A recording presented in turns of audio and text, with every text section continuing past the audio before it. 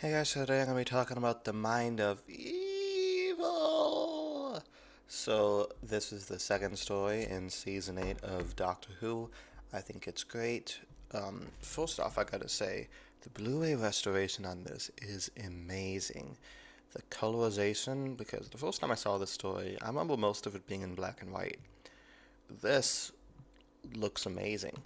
It's the time and effort they put into it to remastering this, it's great. The pacing of this episode, I haven't seen this one in a while, but I remember liking it. So watching this again was a real treat. The 25-minute run times, I think, work in its favor because every episode kind of has to keep this momentum going. Some of the episodes in Classic Who don't do that, but I feel like a lot of these poetry stories do, thanks to the ensemble cast. The Doctor, Joe, Brigadier, Benton, Yates, and the Master. Doctor Who doesn't usually have six main characters in its story, so I think that helps with the pacing. I love the plot and its real world, like, parallels. You could definitely see they're going for, like, this commentary on like mental health asylums at the time and lobotomies. So in this story, the difference is the machine kills you by having you die by your greatest fear. So this one guy's greatest fear is drowning, so he drowns to death, even though it's like a completely dry room. That's so interesting. I love that. And I love how when we see the doctor's fear, his fear is everything on fire, which is directly referenced to be because of his experiences in Inferno. I love that when past adventures are brought up again, and it shows that it has a deep impact on the Doctor. It's not just something that happens and then done away with forever. The effects of it in Inferno have clearly traumatized him, and like it's not gonna go away. I like that. So like how we see the Doctor have visions of the Daleks and the Cybermen and the War Machine. I'm pretty sure I saw a Quark in there for some reason. Saw the Zorby. So it shows like the Doctor doesn't forget about this stuff. So if we're being honest, the Zorby wasn't that big of a threat.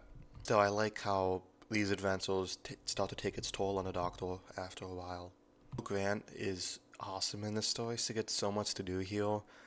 She's not the damsel in distress, screaming damsel that a lot of these other companions are.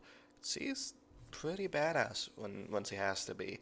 Like that scene where she like takes the gun from the guy and points it at him. She's cool, you know. Like you realize, okay, this is why she's in Unit, or works for Unit.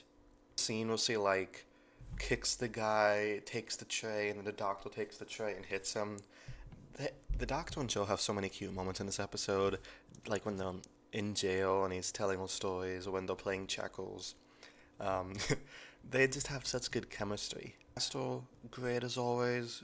Uh, he's very scheming, but also very charming at the same time. You know, you're like, oh, that motherfucker, what are we gonna do with him? The soundtrack is very nice too, very 70s, organ heavy. It's a bit cheesy, but also that's part of the charm of it. Dio and the other unit guys are great as well. I like the Chinese woman who gets mind controlled by the master. I think she does a great performance. Actress did a big finish, so it's nice that like even these tiny minor characters all involved in Doctor Who still. But yeah, pretty fast paced story. The ending, a little contrived, but it was worth the ride, for being honest. A lot of these six portals tend to be slow paced, but this one, I like it. I like this story. I recommend it to people who like Doctor Who. They like unit stories, they like master stories, they like John Poultry or Joe Grant. Which I like all of the above, so this is pretty fun. Let me know down in the comments what you guys thought of it, and I'll talk to you guys next week for my review of The Claws of Axis, which is a story I have not seen. So I'm very excited. I'm one part in, don't really know what to make of it so far, but I'll let you know next week. Till then, peace.